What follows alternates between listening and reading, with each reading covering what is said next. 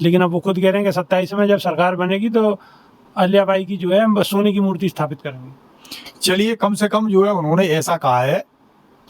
अब आप बीजेपी को देख लो, 3,000 करोड़ की मूर्ति बनवाई है साहब वहाँ जो है, वो तो सोना भी नहीं है, पीतल भी नहीं है, पता नहीं कौन सी धातु है साहब। अच्छा, तो अखिलेश जी ये कह रहे हैं, तो कम से कम वो ये तो कह रहे हैं कि कल को जो है वो सुरक्षित तो रहेगी, सोने की मूर्ति सुरक्षित रह जाएगी। अरे चौराहे पे चोरा कुछ जब उन्होंने कहा है, जिम्मेवार नेता है, तो कुछ उन्होंने प्लान किया होगा, क्या करेंगे कैसे करेंगे। तो कांग्रेस भी जिम्मेवारी, कांग्रेस गठबंधन में कांग्रेस भी जिम्मेवारी लेगी। नहीं, इसका भली भांति जवाब तो साहब वही देंगे जो है, हम तो दूसरी पार्टी के, वो दूसरी पार्टी के, वो अपनी पार्टी के सुप्रीमो है साहब जो है। नमस्कार, स्वागत है आपका। मेरा नाम है विपिन बेबाक। हमारे साथ मौजूद हैं सुमिति यादव जी, कांग्रेस के नेता हैं। स्वागत है साहब। धन्यवाद जी। तो सुमिति यादव जी, बात उत्तर प्रदेश की राजनीति की ही होगी और समाजवादी पार्टी आपकी गठबंधन है ही है समाजवादी पार्टी से, और 2027 में चुनाव है। अखिलेश यादव माहौल बनाने में लगे हुए हैं। अब कांग्रेस को कितनी सीट मिलेंगी नहीं मिलेंगी ये तो आगे की बात है, इस पर कुछ कहना चाहोगे? अभी तो हमारी पार्टी माननीय राहुल गांधी जी जिस मुद्दे को राष्ट्रीय स्तर पर उठा रहे हैं उस पर लगी हुई है कि जिसकी जितनी संख्या बारी उसकी उतनी हिस्सेदारी। एक बहुत बड़ा तबका है समाज में जिसको जो पीछे धकेल दिया गया है, लेकिन उसकी संख्या बहुत है, उसकी कहीं गिनती नहीं है, कहीं हिस्सेदारी नहीं है उसकी जो है। वोट के टाइम पर तो बरगला के उससे वोट ले लेते हैं बीजेपी वाले, लेकिन हिस्सेदारी नहीं देते उसको। तो माननीय राहुल गांधी जी ने इसको बड़ा जोर जोर से उठाया है, और ये उसी का नतीजा है कि मोदी जी ने भी अनाउंस कर दिया है अब जाति जनगणना होगी। अब देखने वाली बात ये है साहब जो है कि ये इनका कहीं चुनावी जुमला ना, जैसे वो कहते हैं ना, ये तो हमारा चुनावी जुमला था, तो इसको भी ये चुनावी जुमला ना साबित कर दें। बाकी तो आप देखो, हमारे नेता ने इतना बड़ा मुद्दा उठाया है कि आज तक आप ये मान लीजिए जो है इस पे इतनी गंभीरता से किसी पार्टी ने काम ही नहीं किया है। राहुल गांधी एक बहुत बड़ा विजन पेश कर रहे हैं देश के सामने, विजन पेश कर रहे हैं। अखिलेश यादव कन्नौज पहुंचे हैं और कन्नौज पहुंचकर उन्होंने एक बड़ी घोषणा करी है। उन्होंने कहा है कि आगामी सरकार बनने पर कन्नौज के पाल चौराहे पर रानी अहिल्याबाई होलकर की सोने की मूर्ति स्थापित की जाएगी। सोने की, सोना 1 लाख रुपए तोले। अब एक मूर्ति बनाने में क्यों साहब, जब बसपा सुप्रीमो बहन मायावती की सरकार ही उन्होंने हाथी लगा दिए जो आज पार्क के रूप में स्थापित है, तो बहुत सवाल उठाए। लेकिन अब वो खुद कह रहे हैं कि 27 में जब सरकार बनेगी तो अहिल्याबाई की जो है सोने की मूर्ति स्थापित करेंगे। चलिए, कम से कम जो है उन्होंने ऐसा कहा है। अब आप बीजेपी को देख लो, 3,000 करोड़ की मूर्ति बनवाई है साहब वहाँ जो है, वो तो सोना भी नहीं है, पीतल भी नहीं है, पता नहीं कौन सी धातु है साहब। इन्होंने मध्य प्रदेश सरकार ने, आपको याद हो, वहाँ कॉरिडोर बनाया था जो है, आंधी में ही उड़ गई थी वो मूर्तियाँ साहब, और एक एक मूर्ति 35 लाख की थी। तो अखिलेश जी ये कह रहे हैं, तो कम से कम वो ये तो कह रहे हैं कि कल को जो है वो सुरक्षित तो रहेगी, सोने की मूर्ति सुरक्षित रह जाएगी। अरे चौराहे पे चोराए कुछ जब उन्होंने कहा है, जिम्मेवार नेता है, तो कुछ उन्होंने प्लान किया होगा, क्या करेंगे कैसे करेंगे। तो कांग्रेस भी जिम्मेवारी, कांग्रेस गठबंधन में कांग्रेस भी जिम्मेवारी लेगी। नहीं, इसका भली भांति जवाब तो साहब वही देंगे जो है, हम तो दूसरी पार्टी के, वो दूसरी पार्टी के, वो अपनी पार्टी के सुप्रीमो है साहब जो है। यानी कि आप बात रखवाली की आ गई तो आप भी किन्नी काटने लगे। बिल्कुल साहब, बात ही आपने ऐसी कह दी जो है। और एक जिम्मेवार व्यक्ति है तो उन्होंने कुछ जिम्मेवारी से बात कही होगी, तो ये तो आप जो है। और एक और घोषणा करी है उन्होंने कहा कि सरकार बनने पर सम्राट हर्षवर्धन की भी सोने की प्रतिमा लगाई जाएगी। कैसे करेंगे? अब ये अखिलेश यादव जी क्या कह रहे हैं, कैसे कह रहे हैं साहब जो है, ये तो उन्हीं का कोई प्रवक्ता भली बात बताएगा। बट मेरा तो विश्वास ये है कि देश में जो है मूर्तियों, अखिलेश यादव ने ये भी कहा है कि सोना 1 लाख रुपए पार हो गया है। आज गरीब अपनी बेटी की शादी में सोना नहीं बनवा पा रहा। प्रेस वार्ता में भारतीय जनता पार्टी पर हमला की बोला है उन्होंने, और कहा है कि भाजपा के शासन में भ्रष्टाचार चरम पे है।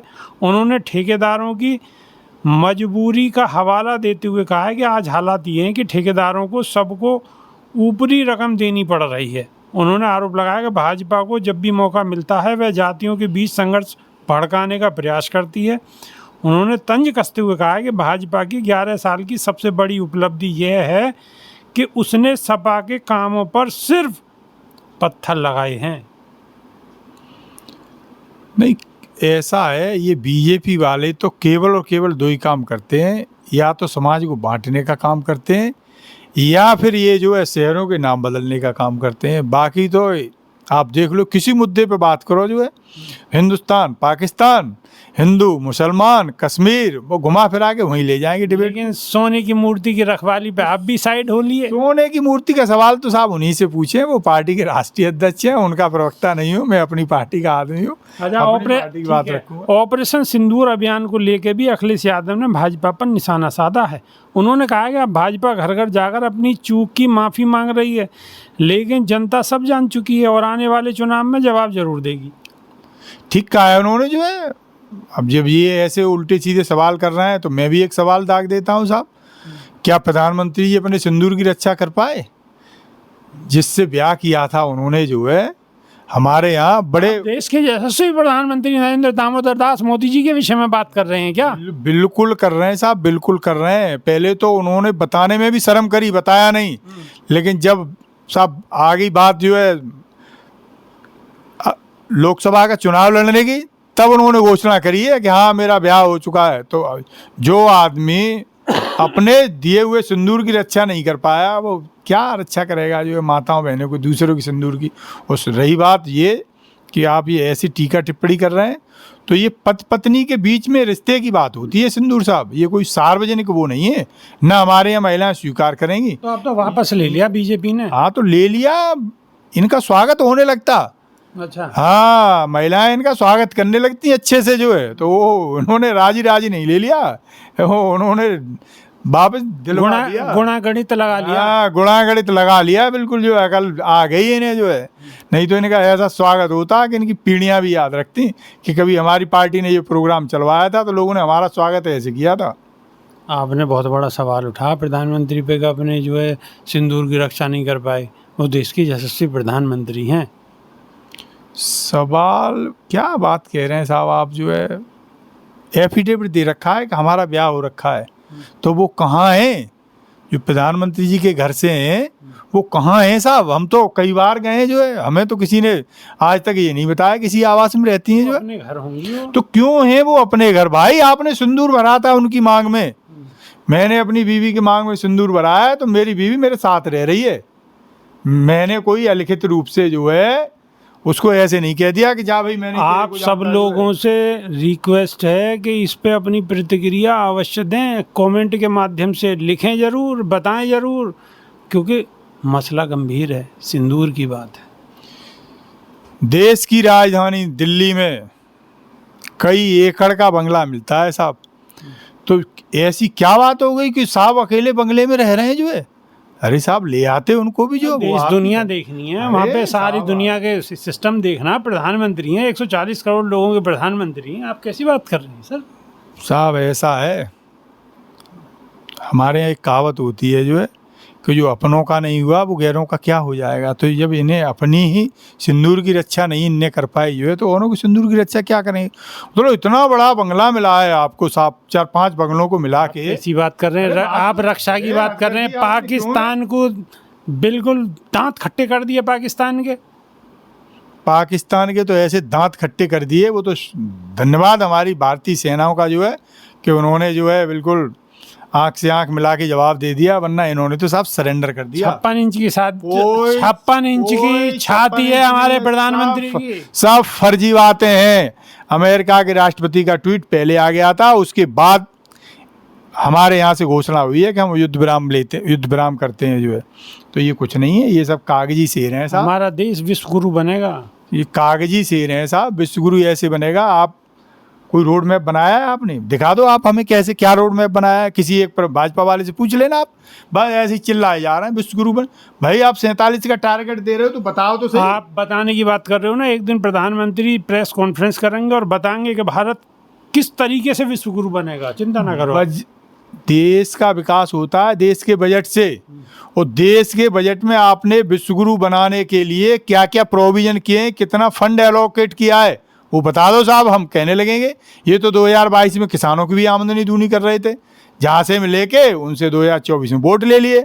अब चूंकि अब तो ले लिए, अब आगे के लिए सोच रहे हैं कि आगे क्या झांसा दिया जाए, तो फिर साहब एक नया झांसा ले आए हैं जो है, मदारीबाजी फिर दिखा रहे हैं साहब जो है, कि फिर लोगों को सपने ऐसे दिखा दो कि वो सपने देखते ही रह जाएं साहब जो तो है। आप तो ये सवाल उठा रहे हो प्रधानमंत्री कोई झांसाराम है जो आप ऐसी बात कर रहे हो? अरे मैं नहीं कह रहा, उनकी पार्टी के लोग कह चुके हैं साहब इसको, ये बिल्कुल झांसा राम नहीं है, कुछ और राम कहना चाहे उनको तो ये वो वाले राम है।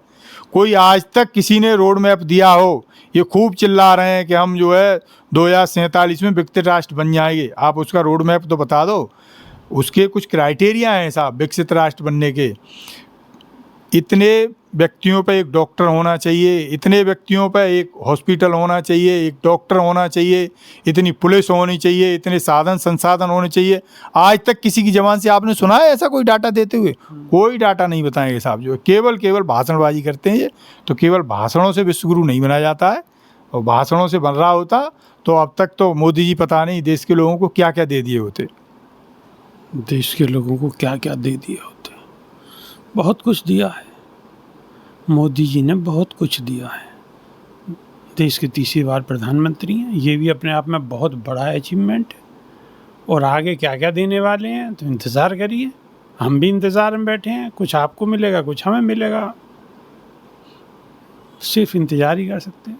तो अभी के लिए सिर्फ इतना ही। नई वीडियो में फिर रूबरू होंगे। बहुत बहुत शुक्रिया, धन्यवाद, नमस्कार। धन्यवाद जी।